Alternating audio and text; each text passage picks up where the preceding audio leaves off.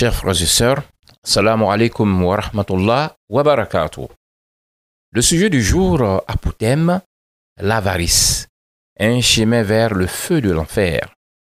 Dans la vie de tous les jours, il est exigé aux musulmans d'avoir des interactions avec les créatures d'Allah qui soient placées sous le sceau de la bienfaisance.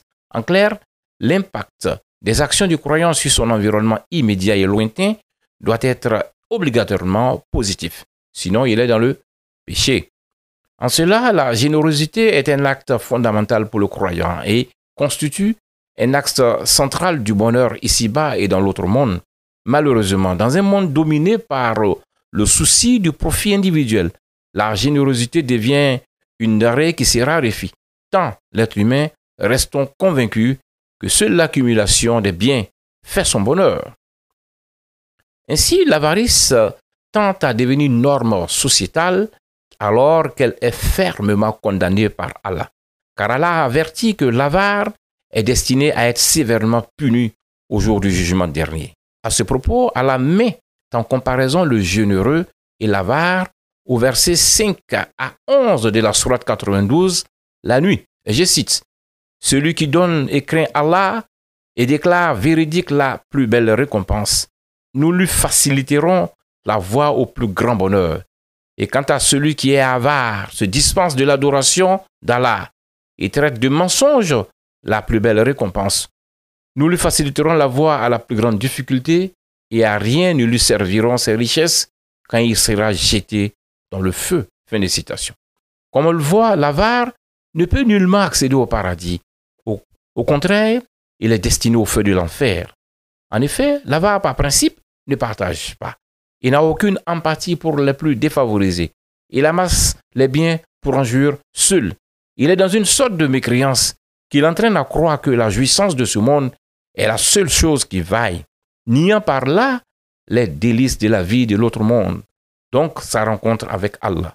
On peut donc affirmer que l'avare nie Allah et donc est loin d'être un croyant, car il n'y a que la générosité qui illustre la piété, comme l'affirme Allah au verset 92 de la sourate 3, la famille d'Imran. Je cite, « Vous n'atteindrez la vraie piété que si vous faites largesse de ce que vous chérissez. Tout ce dont vous faites largesse, Allah le sait certainement bien. » Fin de citation. Il est clair qu'il ne s'agit pas d'une incitation à la distribution insensée de ces économies. Il est plutôt ici question d'avoir une disposition d'âme et spirituelle à la bienfaisance. La zakat, qui est l'aumône expiatoire annuelle obligatoire, a un taux imposable de 2,5%, soit le 40e de nos économies. D'ailleurs, Allah condamne vigoureusement le gaspillage, comme il indique au verset 29 et 30 de la sourate 17, je cite, « Ne porte pas ta main enchaînée à ton cou par avarice, et ne l'étends pas non plus trop largement, sinon tu te trouveras blâmé et chagriné.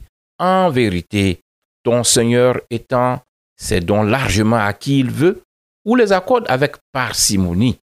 Il est, sur ses serviteurs, parfaitement connaisseur et clairvoyant. » Fin de citation. Chers frères et sœurs, quand on s'aperçoit que l'avarice constitue un défaut en soi, il faut trouver le moyen de s'en débarrasser. Pour ce faire, il faut engager une lutte interne pour vaincre l'inertie qui nous empêche d'être sensibles à la détresse des autres. Dans ce cadre, la pratique de l'évocation, le zikr, est fortement recommandée afin de ramollir le cœur et de le rendre plus tendre et sensible à la détresse des autres. Dans la pratique, il faut s'entraîner à faire régulièrement des dons pour que cela rentre dans nos habitudes. Qu'Allah nous éloigne de l'avarice et nous facilite la pratique de la générosité. Amin. À la prochaine fois, Inch'Allah.